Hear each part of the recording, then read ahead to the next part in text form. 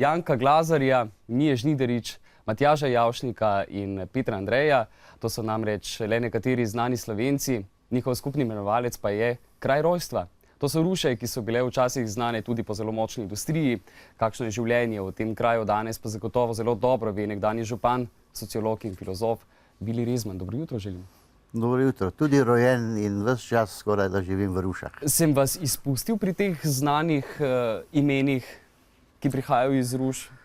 Ne, so še kakšna druga znana imena, bolj kot moje ime in moj priimek, ne, ampak ni zgodovina kraja odvisna samo od posameznikov, ampak od tega, kako znajo ljudje stopiti skupaj in izpeljati projekte, ki dajejo priložnosti za boljše življenje vsem ljudem. Ste v Rušah vedno znali stopiti skupaj? Ne, ruška zgodovina je zelo zanimiva in je imela silne vzpone in padce. In dve obdobji sta takšni, ko so znali stopiti skupaj, kar je evidentno iz zgodovine, in sicer obdobje 17. in 18. stoletje, ko je v Rušah delovala znamenita latinska šola in ko so bile Ruše znane tudi po siceršnji cerkveni dejavnosti, na osnovi romarske cerkve, in kasneje, ko se je v Rušah razvila industrija. Vendar ta industrija ni bila razvita v centru Ruš, tako kot se danes domneva, ampak na obrobju Ruš. Torej, matica ruškega gospodarstva je na obrobju Ruš. Ste vodja literarnega dela Društva za razvoj Lira Ruše in, kot sem prej omenil, že pisatelj.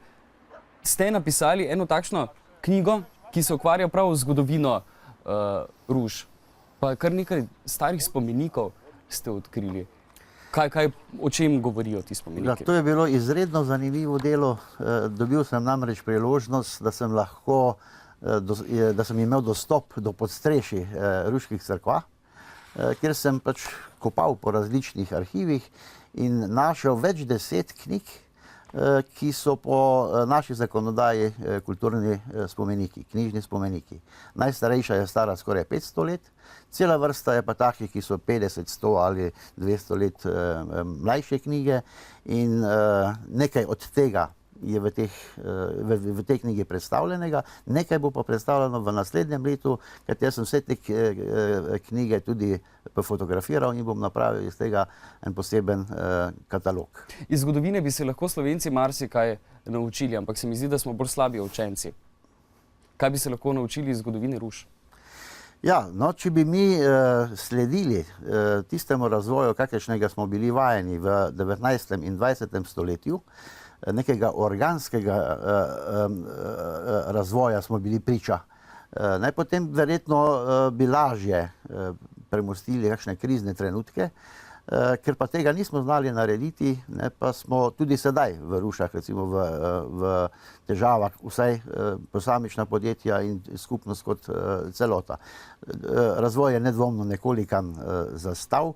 Včasih je pa bila rast, spomnite se glažut ruških, spomnite se ruških kovačij, taka organska, da je rasla sama iz sebe. In zato smo imeli tudi zelo znamenite, recimo Vivatova glažuta, ki je bila najboljša in največja pri nas. Ali pa, na primer, naj spomnim na neko tovarno, ki je ljudje sploh ne vedo, da smo jo imeli. Recimo tovarno kave v Rušah, ki je v 19. stoletju bila ena najboljših kav v Evropi in so Pahner... Kako se je imenovala ta kava?